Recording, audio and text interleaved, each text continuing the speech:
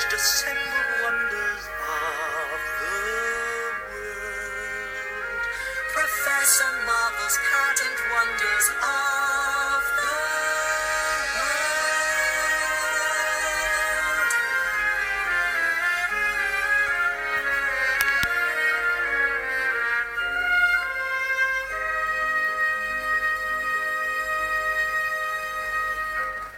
Good morning to you, Michael. Hi, Judy. Good morning. Good morning. I gather it was your grandchildren on holiday in Sicily that finally persuaded you to accept the role as the wizard. Yes, an unlikely setup, but true it is.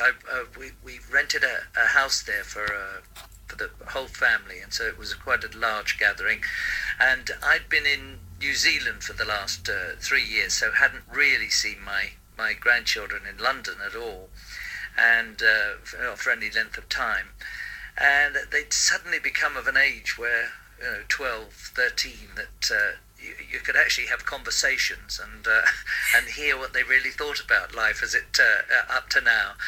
And I had such a good time. And up until that point, I'd sort of thought of whether I wanted to work again or not, and I was quite happy growing things in New Zealand and sailing and fishing and that old expression, smelling the roses, but that's what I really felt I wanted to do. And then when we started playing around the pool every day, and I got back into doing back somersaults as I used to do in my earlier days, they thought this was very funny and thought Papa was great fun, and my ego grew as the week went on. And by the end of the week, Andrew Lloyd Webber had called me to say, was I interested in doing The Wizard of Oz, playing the wizard. And I suddenly became very interested, and I thought I could show off to my grandchildren for 52 weeks of a year. Oh, wonderful. Had they never seen you on stage before? Not that they would remember. Right. You see, they still see some mothers because it's shown quite a bit still. And of course you could buy the DVDs of all that sort of thing and the old movies, but it's not like seeing the pop art that they know and the man that's there now. So Phantom they were just too young for, and it's hard to believe that was 25 years ago, but that's really how long it was. So obviously they weren't even my daughters weren't even married at that point, and it seems an age away now. Gosh, so what did they think when they saw you? Well, they just they drew me pictures as grandchildren do, so sweetly, and they'd been very well brought up, obviously. Yeah. Their thank you letters have now been framed, and I now have a wall of letters from the youngsters and and their visits and their friends coming from school. And luckily, I think I've reached an age where they're not. I think when my children were at school, there was a small amount of bullying that went on because I wasn't exactly playing the brightest light on the planet with Frank, and so my daughter, one of my daughters, really got it quite hard, and that was tough. So we've always kept very quiet about what their grandfather did, and now that it's sort of crept out, and the other kids are really so happy about it, and I'm Googled quite frequently by the other. Yes. Well, kids are great levelers, aren't they? And I can imagine them saying things like, "You're really rather good, aren't you?" Yes. Yeah. Yes. and you feel like saying, "Well, I told you so." Yeah, But lovely. Actually, I say playing the wizard. It's 3 roles, isn't it? it is. I start off as Professor Marvel, right near the beginning, which is I have this lovely scene with Dorothy, Danielle Hope. And I have this lovely scene where I tell her about she's just started to run away from home, and I sort of encourage her to go back home again, but of course she doesn't. Voice the story, and off she goes into the dream, and I tell her about the wonders of the world, that you don't really have to travel too far from home. That many of the wonders are home itself. And the places that we learn and the things we can see from our home. And it's a beautiful song written by Andrew Lloyd Webber and the lyrics by Tim Rice. So lovely though be, I still took 3 months to learn it because Tim's lyrics are impossibly clever. And talking of brightest lights on the planet, as I was about Frank, I think I'm similar in that way. I think one of the things that does go in your 60s is your memory, and it was very hard to learn. But I'd seen you in the beautiful green jacket, and not everybody can wear that colour, but there are some rather interesting trousers, I believe, that you've designed yourself. Oh yes, well that's for the guard. That's the next part. After Marvel, I turn up as this guard at the door, which happened exactly as in the film. So if you see the film, it's the same man who plays Marvel, then the guard for the door to Emerald City. And I thought it'd be rather funny to have this rather tall man with a moustache and very broad shoulders, but have very, very short legs, so that we put the crutch to the trousers about 6 inches above the ground. And of course the children love this. when children in the audience, there's a good laugh at the entrance, and the designer, Rob Jones, this brilliant designer for this show, he allowed me to design those trousers. Of course, you mentioned Danielle Hope as the 18-year-old who won the role of Dorothy in Over the Rainbow, and of course yourself, but we all know that the star of the show is really Toto. Toto, yes. The doll. He hasn't disgraced himself yet, has he? Oh yes, he did once. Oh, did he? Yes, very funny, because it was just as they were going up the yellow brick road for the first time, and Toto wasn't too mad about the yellow brick road because it moves. And his little legs were not wanting to go on this. It's obviously to us like an escalator, so that it's moving underfoot, and you've got to keep walking. You stay in place. Well, he couldn't get this concept at all, and wasn't interested. So he was constantly going backwards, and until one day he learned and was so pleased he'd done it that he then disgraced himself. Marked his territory. Lovely. And so the dance captain crawled on behind 2 mushrooms with a pair of rubber gloves on. And he looked like a munchkin. That was a munchkin making an early appearance. And he grabbed the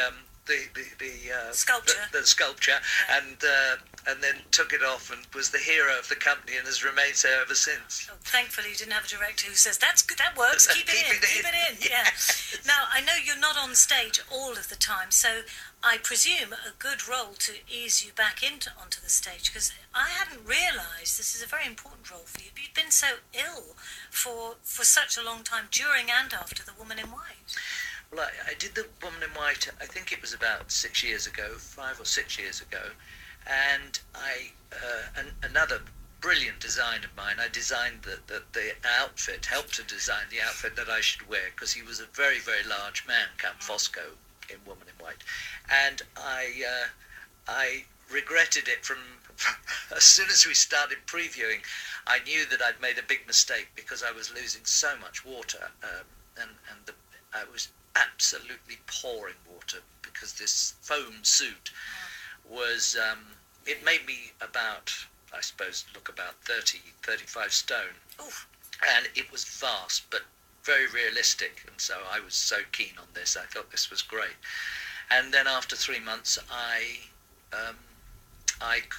got something was wrong, because I had no energy. I just had no energy whatsoever. And I'd get up in the morning and I'd feel, okay, I'm better today. And then suddenly an hour later I'd be on my knees.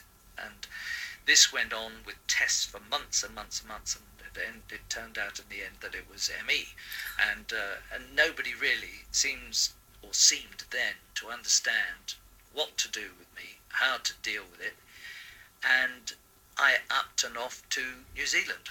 And I thought, I'm going to take away all this stress, I'm going to give up the hospitals, and I'm going to go away, and I'm going to sail and take the pressure out of my life. And that's what I did. I grew things in the garden. You can do it at your own pace, and I'm very fortunate. There are thousands of people out there who are less fortunate and can't just do what they feel like and help heal themselves. And many more have it far more seriously than myself. had it. But yeah, well, I saw you on the television the other day, and well, you must have done something right, and you must have a picture in the loft because. Apart from a little silvering at the temple, it was Frank Spencer. You don't look any different. You sweet talker. I couldn't believe it. What's he done, I said. Well, I tell you, by taking the pressure off, I mean, close friends, and my daughter says, Daddy, you just really look so good. So my friends keep saying to me, how pleased you are. I said, how old are your friends? And but she's, I think taking the stress away was one of the main things. Yeah. Now, your association with Andrew Lloyd Webber goes back a very long time, and I gather it's due to serendipity in a way that he cast you as Phantom. Yes, it was. I was with my singing teacher, Ian Adam, the late Ian Adam, who's a wonderful teacher, and most people from the musical theatre went to Ian. And one of them happened to be Sarah Brightman. So I'm having my lesson one day that I went to him for 30 years, from when I started Billy back in 71. And so I developed he pushed me into singing classical songs and pieces. And I was in the middle of Carousel, and unbeknownst to me, Sarah had arrived early with Andrew Lloyd Webber, and who she was then married to. And they were downstairs underneath the studio studio, this is sitting room, and they were in the kitchen underneath. And you can hear very clearly in the kitchen what's going on in the studio. And so I was sort of murdering Carousel in the studio, and Ian, as always, was encouraging. So, oh, that's lovely, darling. Oh, yes, no, that's fine. Oh, beautiful, yes. Now I'll see you next week, and we'll work on it even more. And off out the front door I go, and the neighbours recover. And then in walks Sarah with Andrew, and Andrew said, Who was that? Who was that singing?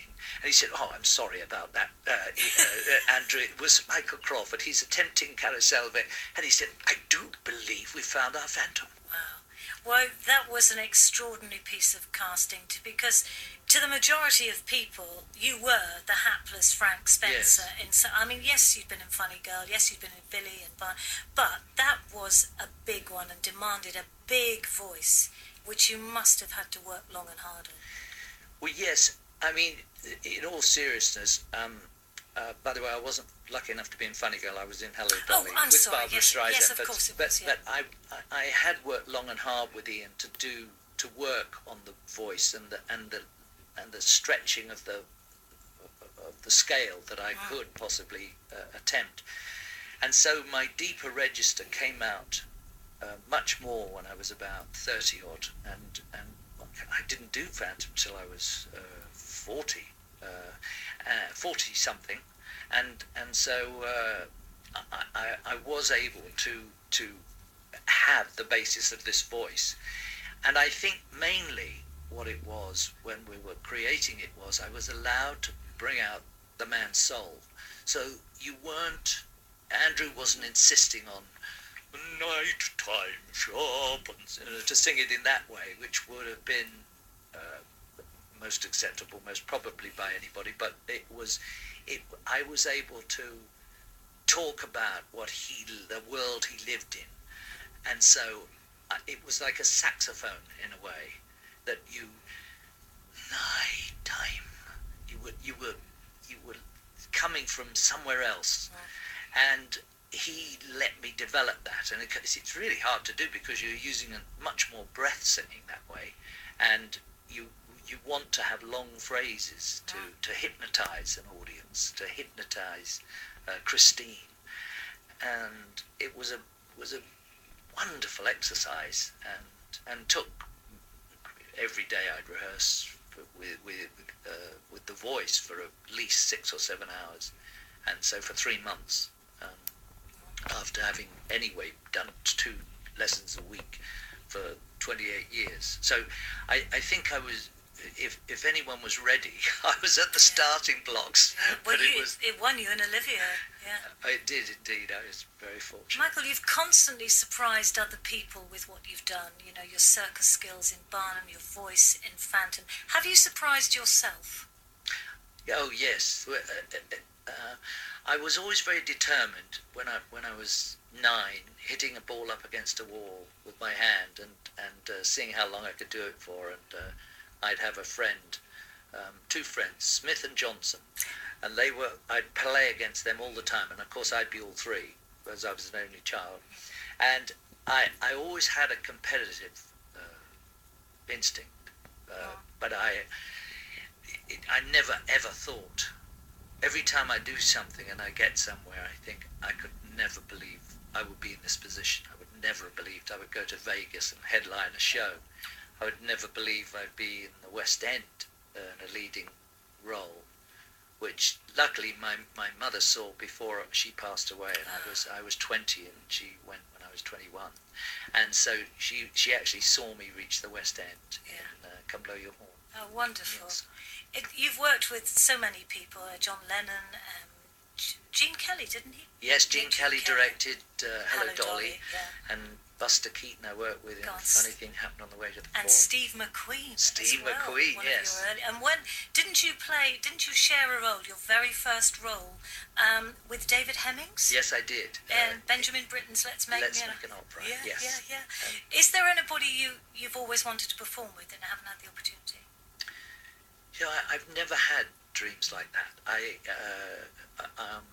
could sound boring, but the only dream I ever had was I always wanted to play Peter Pan, and then it was always played by a girl. Yeah. So that never came true until I was much too old, and they said, now that the boys can play it. Yeah, that's not But fair. tradition changed. Yeah, So yeah. I thought, no, I don't. Too many dreams can be broken in this business, so it's best to be surprised by the things that do happen to you and enjoy them. Is there another role that could tempt you back after The Wizard? I've no idea. I'm always open to. You read quite a lot. You're sent things and you read them, and so many things are revivals, which apart from Wizard of Oz, not something I'd really want to do, because most of the originals were my heroes. So you see Robert Preston in The Music Man and Gene Kelly in Singing in the Rain. They're things that I would never have attempted, because they were my mentors really, and I was so inspired by them. And you still watch them and think, this is magic. Gene Kelly certainly taught me how to love what I was doing. If you can be taught how to love, you know that you love what you're doing, but you've got to show that you love what you're doing, and he taught me that. I'm sure there are many, many youngsters now watching you in the West End and thinking, that's what I want to do. That's the most special part of it, I think, is to see these youngsters coming into the theatre for the first time in their lives and seeing such a great company and the most amazing design I've ever seen in a show, and colour, and the music is so happy. And you go out on the steps after the evening shows and sign their photos, and all these little girls dressed up as Dorothys, and even older girls dressed up as Dorothy. I had a 68-year-old Dorothy the other night. Yes, she was out, and it was a hen night, can you believe? They know how to live in Norwich. As long as it's not the older men's dressed as Dorothy. No, we haven't had any. Oh yes, we have. We did have one. We'll move right along from that. It's a morning show.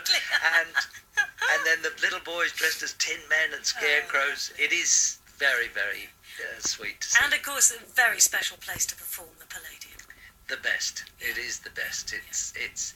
It's a family house where if you want to brighten your life up a bit, that's where my first theatre visit was there, and I was 9, and who did I see? Danny Kaye. You see, so it was you again never forget that as long as you live, and hopefully these children will never forget the Wizard of Oz as long as they live. Michael, it's a pleasure to talk to you. Thank you so much for joining us on the programme today. Thank you, Judi. Thank you. My Bye-bye. pleasure. Bye.